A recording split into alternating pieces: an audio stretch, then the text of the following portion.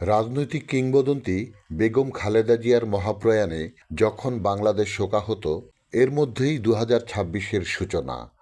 আর এ কারণেই কোনো প্রকার আনুষ্ঠানিকতা ছাড়াই অনাড়ম্বরভাবে ৭৪ নং কুতুবাইল মডেল সরকারি প্রাথমিক বিদ্যালয় ও নারায়ণগঞ্জ সরকারি বালিকা উচ্চ বিদ্যালয়ে নতুন ক্লাসে উত্তীর্ণ শিক্ষার্থীদের হাতে নতুন বই তুলে দেন নারায়ণগঞ্জ জেলা প্রশাসক মোহাম্মদ রায়হান কবির।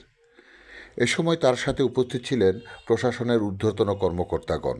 শিক্ষার্থীরাও ছিল বেশ উচ্ছ্বসিত। আসসালামু আলাইকুম, আমার নাম মোনানি মনিক মোমো।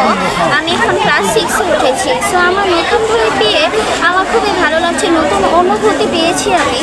জানি নতুন বই পেলে সবার অনেক আনন্দ লাগে।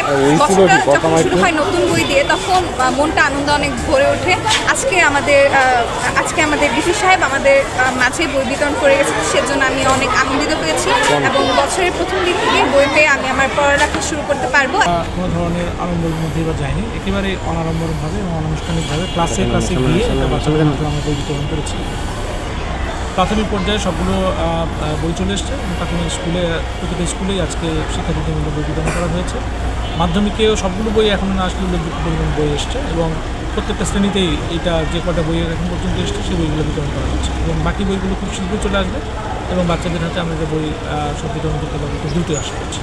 তো আজকে একেবারেই অনানুষ্ঠানিকভাবে আমরা বই বিতরণ করেছি। বাচ্চাদের কাছে এবং অভিভাবকদের কাছে আমাদের একটাই চাওয়া, তারা যেন পাঠ্যপুস্তকগুলো অধ্যয়ন করে এবং পাঠ্যপুস্তকে যে বাচ্চাদের যে বোঝার ক্ষমতা, সেই বোঝার ক্ষমতাটা বৃদ্ধি করতে এই পাঠ্য বইগুলোই আসলে সহায়ক। এই